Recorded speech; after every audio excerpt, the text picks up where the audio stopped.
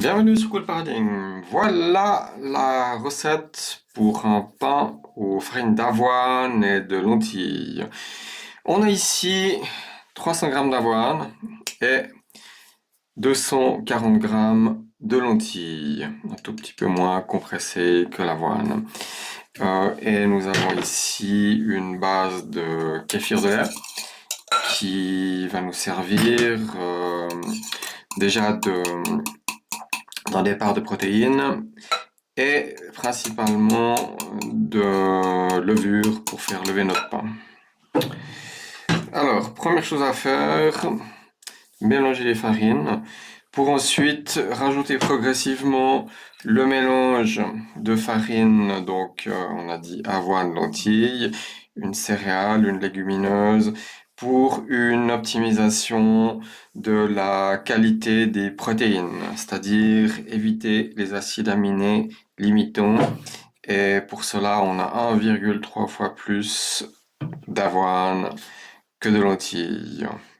Un tout petit poil de plus quand même de lentilles aussi, 10 grammes de plus, pour essayer d'éviter d'avoir compensé les pertes de lysine qui peuvent arriver dans le four, en fait, qui arrivent même systématiquement un tout petit peu. Parce que la lysine étant l'acide aminé le moins résistant à la chaleur. Donc, première étape, mélanger notre farine pour avoir un mélange homogène, pour le rajouter ensuite à notre kéfir de lait de manière à avoir la consistance voulue. Je fais les recettes de pain à la consistance. Le grammage sera fourni, le grammage exact sera fourni après dans les commentaires. Donc on mélange à la fourchette. Ça ne devrait pas être trop long, mais on ne va pas présenter le temps complet à la caméra parce que ou alors en accéléré.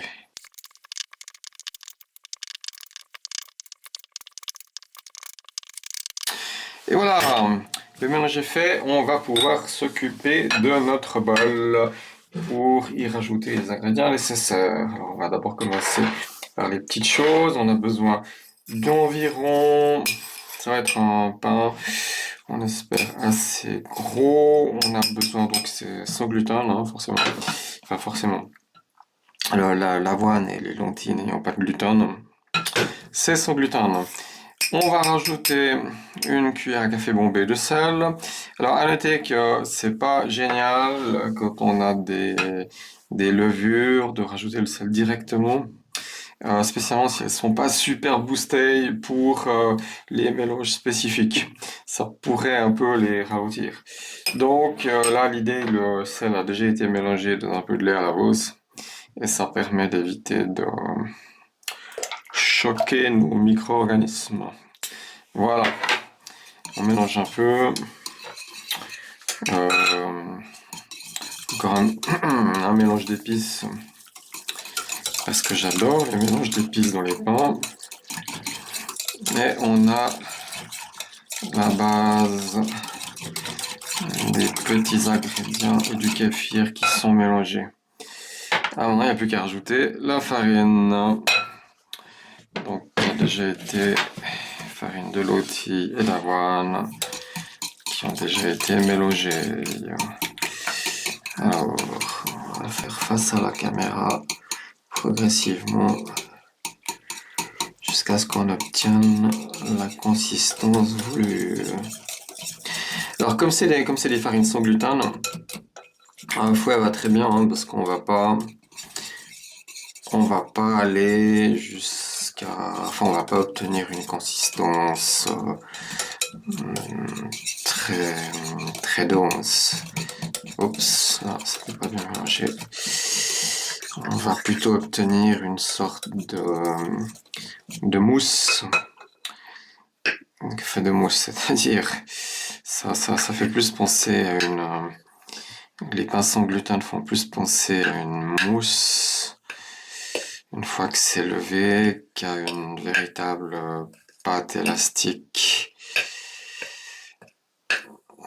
Mais d'où l'utilisation d'un bol, autrement en général ils tiennent pas la forme, quoi.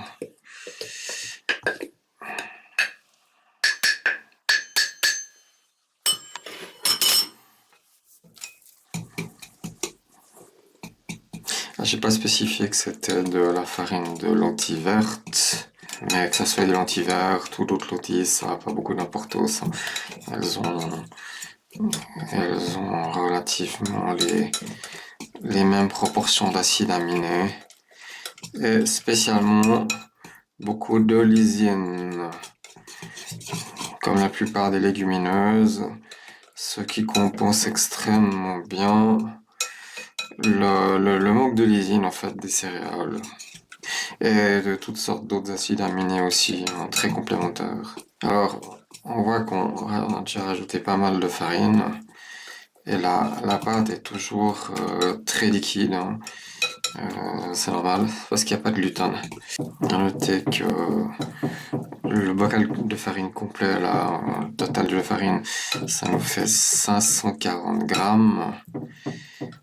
Alors le but c'est que le fouet tienne tout seul, hein. Un petit fouet comme ça. J'espère que je vais y arriver avec la quantité de farine que j'ai ici. À noter que c'est un pain qui suit des calculs qui ont été faits pour l'optimisation de différentes farines entre céréales et légumineuses pour donc avoir les meilleures combinaisons d'acides aminés. Chose intéressante, même des farines considérées comme très équilibrées comme le sarrasin, eh bien, se complètent quand même avec un tout petit peu de farine de lentilles, par exemple. Sarrasin qui n'est pas une vraie céréale, hein. On peut les appeler les fausses céréales parce que bah, typiquement c'est au niveau, c'est pas vraiment des épis comme un épi de blé, hein. C'est un stade intermédiaire. Et ce qui est marrant, c'est que les acides aminés ont l'air aussi un peu intermédiaires entre les vraies céréales et les légumineuses. Alors, notre mélange avoine lentilles commence à prendre un peu de consistance. J'espère que ça va être excellent. Regardez, noter que c'est une farine de lentilles qui a été achetée, hein. Alors, moulue très fine. Les deux farines sont biologiques. Alors, la différence entre une farine achetée et une farine qu'on fait soi-même, spécialement si on la fait à la main, c'est que la farine commerciale a toutes les chances d'être plus fine et peut-être moins réactive au niveau d'éventuelles enzymes qui pourraient rester et éventuellement résister à l'activité bactérienne. Donc, ça devrait mieux lever qu'une farine faite avec un moulin manuel datant d'il y a au moins 5 autos. J'aurai peut-être l'occasion de faire une démonstration. J'avais déjà essayé sur un tout petit pain, mais c'était pas avec le moulin en question. C'était avec une floconneuse. Alors, il avait fallu encore casser les flocons par la suite et la granularité était assez grossière. Alors ça commence à prendre forme. Bon, le fouet tient toujours pas là. Si on mettait ce genre de mélange à lever, on n'arriverait pas, je pense, à avoir un pain solide. Alors ça, c'est la grosse déception. Si on fait tout l'effort et puis après on a une sorte de gélatine. Ce qui est assez extraordinaire, c'est que des fois on rajoute beaucoup de farine et on n'a pas l'impression que le niveau augmente beaucoup, quoi. C'est comme si c'est comme si le liquide, en l'occurrence là, du kéfir de lait et la farine, était tellement, comment dire, tellement d'affinité qu'ils se compressaient mutuellement. C'est un peu ça, hein, parce que dans la farine, en fait, on a quand même on a pas mal de vide entre les grains, et surtout au début, les grains, les grains, hein, les grains de farine, les micro-grains de farine, et comme ça gonfle pas tout de suite, le volume reste faible assez longtemps. Ah là, tout d'un coup, tout d'un coup la consistance devient bien meilleure. Alors, il faut pas chercher à avoir une consistance qui se rapproche des pains avec gluten, hein, parce qu'en fait ça ferait des pains beaucoup trop secs. Voilà, c'est presque bon, hein. On a deux paramètres, hein. Si la pâte est très hydratée, les levures et les bactéries vont apprécier. Elles vont se multiplier très bien, faire beaucoup de gaz, etc. Mais si c'est trop hydraté, le pain va pas durcir. En fait, on risque d'avoir des problèmes de tenue. Par contre, si la pâte n'est pas assez hydratée, elle risque de se fondre, elle va moins bien gonfler, les bactéries et levures seront moins disposées à se reproduire, à se multiplier, à faire des gaz. Et on aura un pain qui aura moins gonflé, qui sera trop sec, quoi. Donc il faut trouver le juste milieu. Comme dans énormément de paramètres de nos existences humaines. Ouais, alors là, ça commence à... C'est déjà presque trop douce, hein. Là, j'ai presque un peu peur que ça...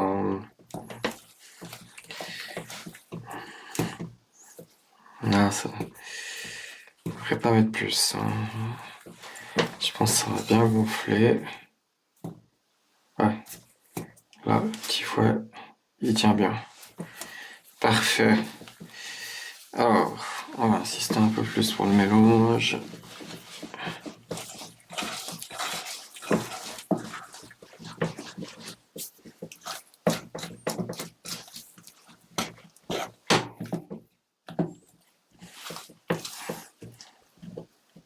C'est vrai, on n'a pas l'impression qu'avec ce genre de consistance, on arrivera à obtenir un pain qui va être tartinable. Mais au principe, on y arrive. Après, faut avoir en pratique, hein, le résultat. Pour ce cas, est-ce que c'est vraiment assez? Tout d'un coup, en mélangeant comme ça. Parce qu'il vaut mieux avoir un pain trop sec qu'un pain qui n'a pas fonctionné du tout et qui est gélatineux et qui est immangeable, hein. Donc, on va pas prendre le risque. On rajoute encore. Ça sera probablement pas un pain qui va déborder du récipient, mais bon. On peut pas toujours avoir les paramètres les plus impressionnants à volonté. Bon, ça devient dur, hein. Donc j'ai fait un peu de musculation avant, hein.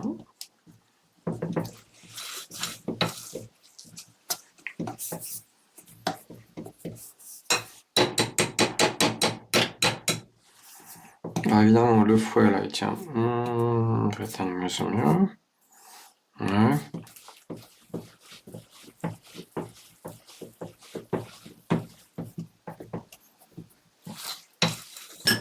Encore une fois, à noter que quand c'est des mélanges avec gluten, genre donc d'autres sortes de pain, d'autres sortes de mélanges, disons 50% de farine de blé, 50% de légumineuses.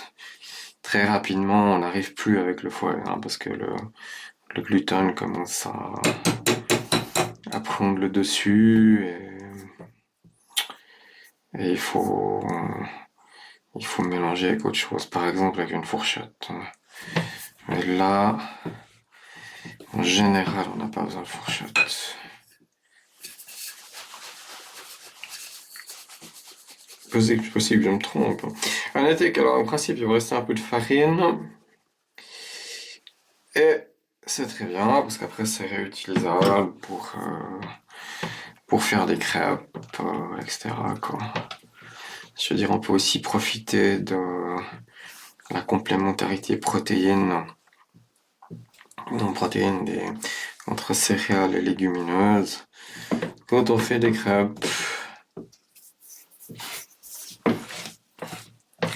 en général, on en profite quand même pas mal hein, pour les crêpes au sarrasin parce que, encore une fois, le sarrasin est une pseudo-céréale dont les acides aminés sont passablement équilibrés. Les acides aminés qui sont limitants ne sont pas trop limitants. Autrement dit, un acide aminé limitant, c'est un acide aminé qui est en très faible proportion par rapport aux autres acides aminés dans le contexte de nos besoins nutritionnels.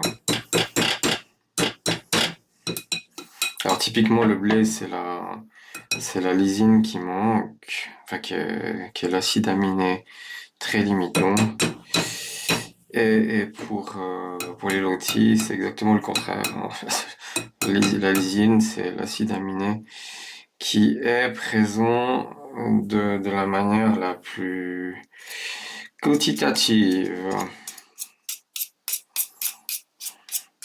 Donc, rappelons brièvement, on a 9 acides aminés essentiels, parmi pas mal d'autres, une vingtaine d'acides aminés totaux. Et la lysine fait partie des 9 acides aminés essentiels en fait. D'où l'importance de ne pas manquer. Ah, alors, ce fois, elle ne veut pas complètement se dégager. Qu'est-ce que ça nous donne ça? Ça a l'air pas mal. Not too bad. La fourchette tient aussi. Ouais. Pas de problème, la fourchette tient. Non, mais c'est pas mal. C'est pas mal. J'ai bon espoir. Alors, les pertes, là, on n'arrive pas à tout récupérer. Hein. Et je ne me risquerai pas à sucer le fouet ou la fourchette. Oh, je suis très prudent hein, pour ce genre de choses. Mais c'est vrai que les farines qui sont faites pour être cuites, en général, il faudrait pas trop les manger crues, quoi. Se contenter de ça, aplanir un peu. Évidemment, il faut mettre un tissu par-dessus. À noter aussi que on a utilisé pas mal, on a utilisé, ça montait jusque là, on a utilisé quoi, au moins les trois, ouais, presque les trois quarts quoi. Voilà, alors, protection contre les mouches, c'est indispensable hein, parce que ça attire, les fermentations attirent vraiment les insectes, spécialement les mouches à vinaigre. Alors, un linge, un élastique qui fait tout le tour, tu vas rester, tac, et voilà, et on attend minimum 12 heures, ça peut aller jusqu'à 24 ou 6 heures, on n'est pas pressé. Plus ça fermente, plus ça va éliminer certains antinutriments qui sont typiques de la plus grande, enfin de la plupart des graines en fait, céréales ou légumineuses, et qui permettent en fait aux graines d'éviter de perdre leurs minéraux quand elles sont éventuellement trop exposées à l'eau durant la mauvaise saison, etc., etc., quoi. Mais la fermentation aide à se débarrasser, à dégrader, en fait, ces antinutriments. C'est pareil quand on fait germer les graines, hein. Je pense que c'est même mieux. C'est la manière naturelle dont les graines se débarrassent elles-mêmes de leurs antinutriments. Voilà.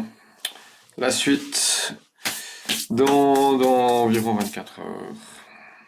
Et voilà, après un jour et demi de fermentation, il n'a pas gonflé énormément. Hein.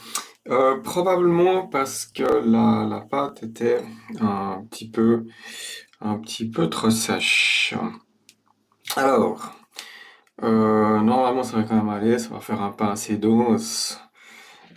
Mais je vais quand même l'humidifier en surface, attendre une demi-heure, une heure, et ensuite le mettre au four pour un taux standard 50 minutes à 185, 190 degrés. Voilà, on attend que ça s'absorbe un petit peu. Et on va le mettre au four. Et voilà, la surface a absorbé l'humidité supplémentaire qui a juste été nébulisée par-dessus. Et maintenant, cuisson, démarrage four froid, 55 minutes à 190 degrés centigrades. Avec évidemment quelques petites vérifications vers la fin du processus pour être sûr que tout se passe bien. Hop. Et voilà, après juste 50 minutes de cuisson avec un démarrage à four froid, plus oups, le pied de la caméra rouge, plus une attente de 10 minutes dans le four en train de se refroidir, on a un pain qui est très cuit. Alors, on espère qu'il est bien cuit aussi. Et on va le démouler. Oups. Alors, pour ça, un petit peu de latex. Hop.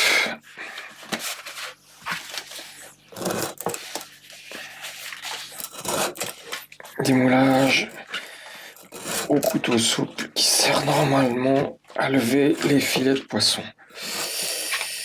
Voilà. Toujours intéressant de croiser les différentes capacités. Autre, les champs d'action, etc. Hop là, ça colle pas à la lame. J'ai peut-être parlé trop vite. On retourne le pain. Hop. Hop. Et il tombe sur l'assiette. Voilà le résultat. Hop. Parfait, parfait, parfait. Parfait. Il n'a pas tellement gonflé, mais il y a des bulles partout. Donc la chaleur a pu... Plutôt le liquide a pu s'évaporer convenablement à travers la matrice de bulles. Et puis on va pouvoir le déguster dans une petite heure après que l'humidité résiduelle se soit évaporée. Voilà, à tout bientôt.